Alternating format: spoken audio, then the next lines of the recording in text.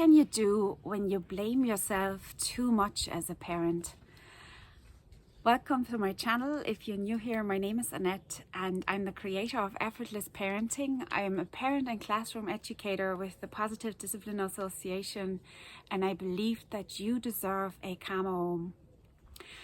Over the summer, I came in contact with a few mothers who shared with me that they remained calm for most of the day, and then at one stage, usually later in the day, became very reactive, and then they felt very guilty for it. So in my own experience, when I become aware that I'm not skilled in something, I easily feel overwhelmed and stressed. And the other day I was thinking back to the early years. At the time of recording this, my children are 14 and 11.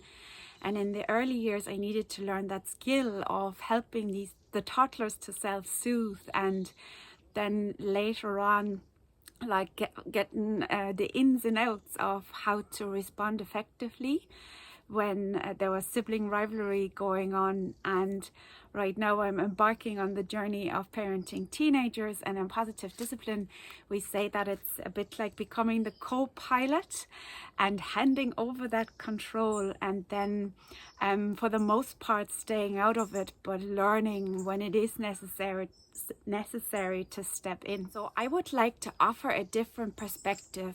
What if by you asking questions and wanting to parent differently, you're actually evolving and breaking cycles?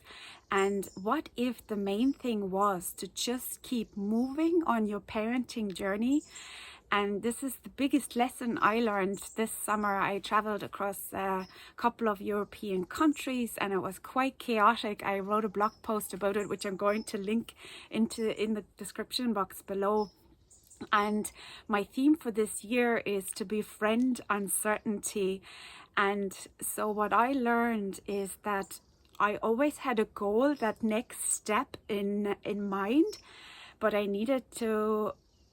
was really invited to surrender control of how I got there. So what I learned this summer was that I reached all these destinations, and in parenting you could say milestones or goals, and it was never how I set out and I had planned. And as you know, the abundance is taught to us by the number 8, which is also the infinity sign.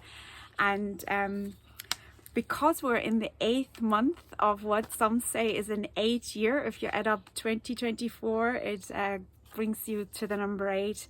I created a limited offer for 88 euros per household. So it's an hour with me where you can get to know me and how my approach works. And there are still spaces left for the next month to book. The offer itself ends tomorrow. I'm going to put all the details below in a link in the description box underneath the video. So the number 8 has always fascinated me, even since before I was the age of 8, when I was very young, and it has accompanied me on my path and taught me so much about abundance. And eventually I was old enough in school to learn the 8, and I remember being back in that place of I didn't have the skill, but now I was aware how tough it can be to practice drawing that number 8 and the circles not being the same. I remember I used to draw it like this, 2 circles on top of each other, and I asked myself, why do adults make it so complicated? They just overcomplicate it. Just draw 2 circles. So then when I learned how to draw the 8, and I saw how much easier that was, you know, it started then to teach me about that limitlessness. And if we put circles on, it's actually limiting the 8. So I would love to hear what you thought as a child. Leave me a comment below, or maybe the learnings you've gotten from this number. And enjoy creating a calmer home.